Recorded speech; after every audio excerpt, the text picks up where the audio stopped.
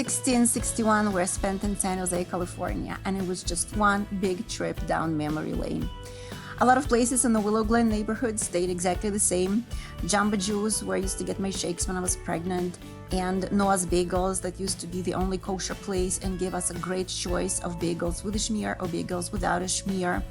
A pottery making shop where I remember my oldest daughter and I made a mug for my husband for Father's Day, and our wonderful synagogue, a home of a great, warm, welcoming congregation that we had a great privilege to be a part of when we were living in San Jose. O'Connor Hospital, where all my kids were born. A car wash with a duck pond that I used to go to with the kids is still around, and the light rail is finally finished and it's up and running. And I used to go shopping every week to this Safeway, and the trees in the parking lot were these tiny little saplings, and now they're big, full-grown trees. Well, no wonder, it's been almost 20 years. And when I had 3 kids under the age of 4, I was dying to have a minivan, and it's just hysterical that I'm back there all this time later, and now I have a van. The railroad in Wazona County Park, where the kids loved to go. They had the railroad and the carousel. Unfortunately, off-season, they are running only on weekends, so I didn't get to see them or ride them, but it brought back so many wonderful memories.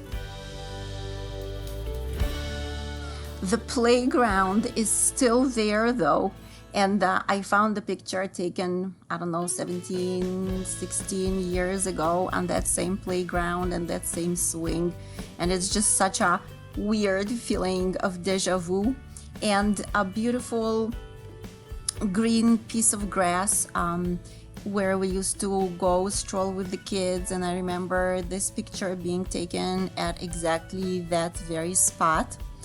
Los Gatos Creek Trail that we used to love walking with the kids did not used to look like that, not with the garbage and not with the homeless people tents. But yes, I found a picture taken at the bottom of this path on the creek. So again, memory lane. And the nursery, which was across the street from our house. And we used to go there with the kids all the time to see the plants. And I looked around in the family picture albums and I found pictures taken exactly in that nursery.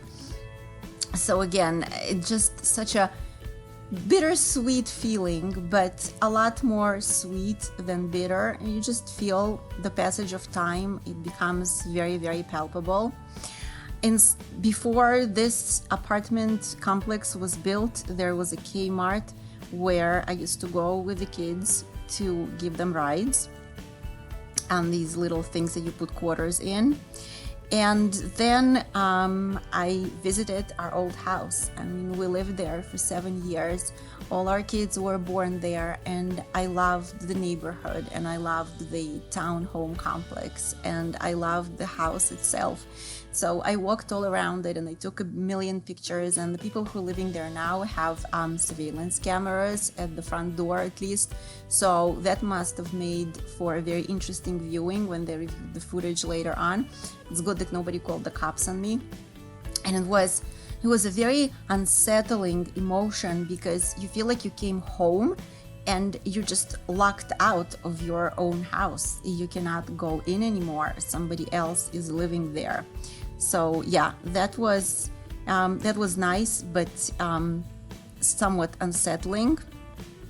And I also went to Palo Alto to a very nice grocery store called Molly Stone's Market.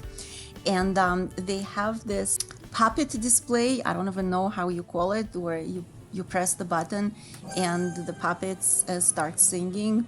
And I used to love going there with the kids. It was like the entertainment for a whole day. And back then, they were singing praises of a healthy food, like eating fruits and vegetables instead of hot dogs and junk food.